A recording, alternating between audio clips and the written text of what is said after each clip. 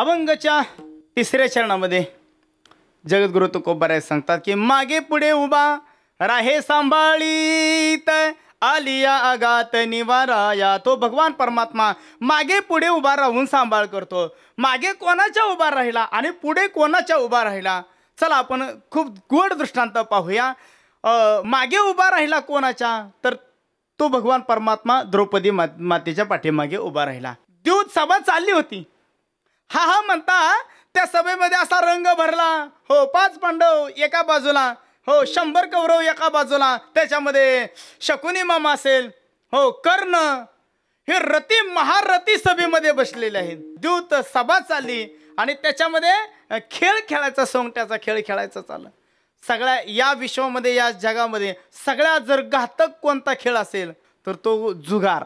हो, हा जुगार अत्यंत वाईट आहे. कारण सगळ्या संसाराचा उद्ध्वस्त जर कोणता खेळ करत असेल ना तर तो खेळ म्हणजे जुगार आहे, लक्षात ठेवा. हो, वाटूळच करतो मायबापू. आणि एकदा व्यसन लागलं की महाराज ते व्यसन कधीही सुटत नाही. तुम्हाला व्यसनच करायचं आहे ना तर माझ्या भगवान परमात्म्याच्या नामस्मरणाचं करा.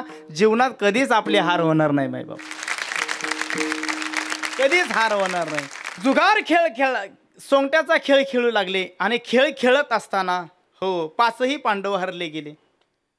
हरल्यानंतर द्रौपदीला डावावरती पणावरती लावलं. हो, आणि द्रौपदी माता सुद्धा आता हरल्या गेल्या. हो, हरल्यानंतर या जगामध्ये, या विश्वामध्ये थोडं बारकाई नाही का, ज्या सोंगट्या बनवल्या होत्या त्या सोंगट्या एऱ्यागेऱ्याच्या कुठल्याही लाकडापासून नव्हत्या.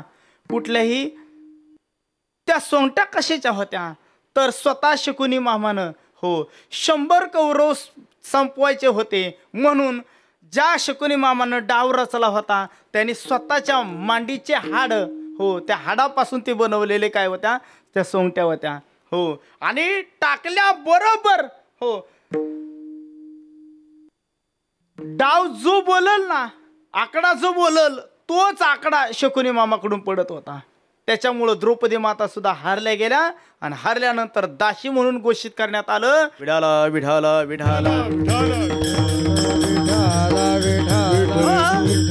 आणि दुःशासनाला सांगितलं, दुःशासना जा द्रौपदीला घेऊन ये.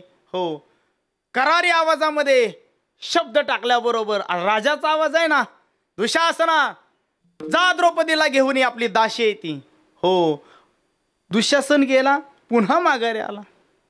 म्हणजे का माघारी आला, काय नाही, रजस्वला आहेत त्या आणि त्या आता येऊ शकत नाहीत. हो, केस विंचरण्याचं काम चाललंय. अरे विंचरण्याचं काम चाललंय काय, हो जा आहे त्या अवस्थेमध्ये घेऊन ये.